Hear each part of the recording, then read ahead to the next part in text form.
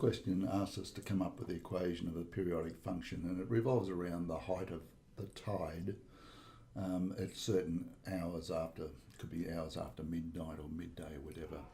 So at 5 hours after midnight, we had a high tide of 1.5, and then 17 hours after midnight, we also had another high tide. In between, we had a low tide. So that's the real life scenario. And we've just got to come up with some equation of this periodic function. Now, it's obviously a periodic function that is a curve that is repeating itself, and it looks as though here we have a peak at 5 hours, and at 17 hours we have another peak, and looks like that part of the function is just repeated over and over again. So this is my period from there to there. It's also pretty obvious that it is not oscillating around the t-axis. We've actually had an oscillation that moves up,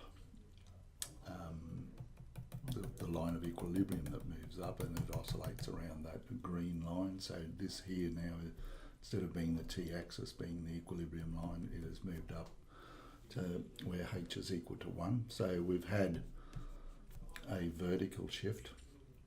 So we're sort of gathering this information just by looking at it. We've got peak to a trough of 1 unit, 0.5, take away from 1.5 is 1. So half of that will be my period, be my amplitude. So that's something also we need to keep in mind. And the other thing is that in this case, we're not starting either up at a peak or starting at the origin. Now, they are indications of either a sine or cos. So now we've got to decide whether we're going to make it a sine or a cos graph. And one of the easiest ways to do it is we know, for instance, we don't know that point just there. That one is unknown. It looks like it could be 2.5, but we're not told that. We definitely know that there is a peak, a maximum at t equals 5. So had that been starting up there, it certainly would be a cos graph, a straightforward cos graph, but we can regard it as a cos graph with a horizontal shift of 5 units. So we've looked at it and sort of started to get an idea of what we're going to be expected to do. So let's start with our graph. Now it's normally y, but we've got an equation in h here. So we've got our standard form is h of t equals a. We've decided we're going to do it as a cos graph. Cos b, we haven't got x, we've got t here, so it'll be t plus c plus d. Okay, a is my amplitude.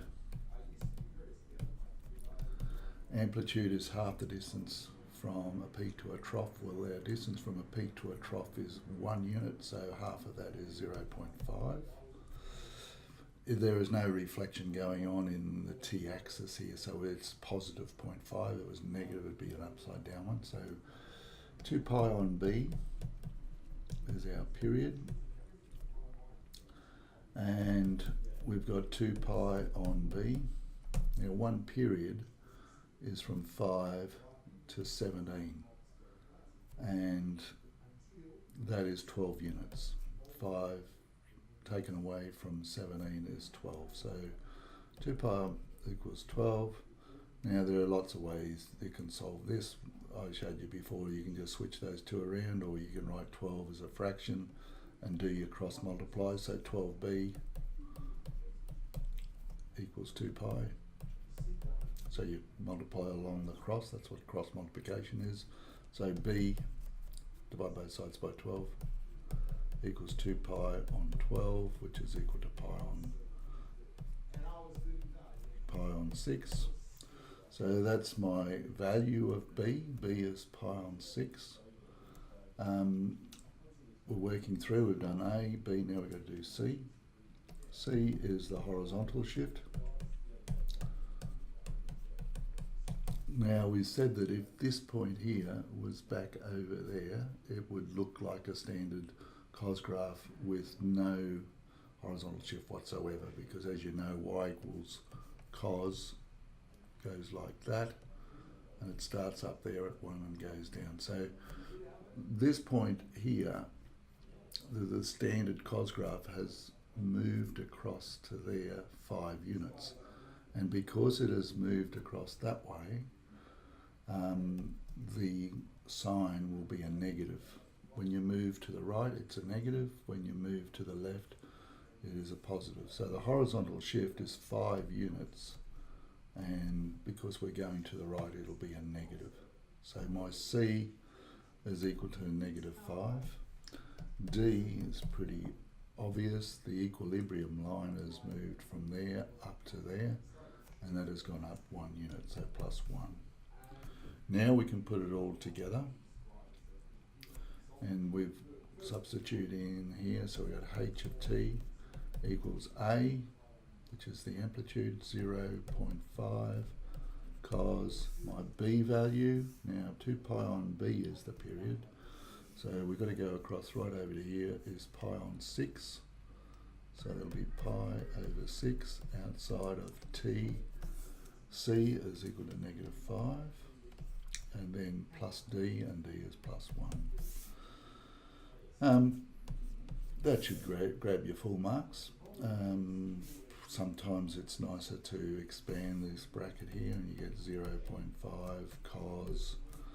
The pi on 6 has got to be multiplied out, so pi t on 6 minus 5 pi on 6 plus 1. And you could leave it like that. That would also get you full marks. But I think this one here will get you there anyway. So you've got to have a good look at the graph when you first get it and decide on whether you're going to make it a sine or a cos. I could have actually made this into a sine graph by doing another phase shift, but it was easier because we've got exact values there when t is equal to 5 of a maximum. Well, that makes it much easier working it as a cos graph. You then write the general rule, you then work out the amplitude, and you just go through A, B, C and D. Work out the A, work out the B value, work out the C value if any, work out the D value if any, and then just put it all together.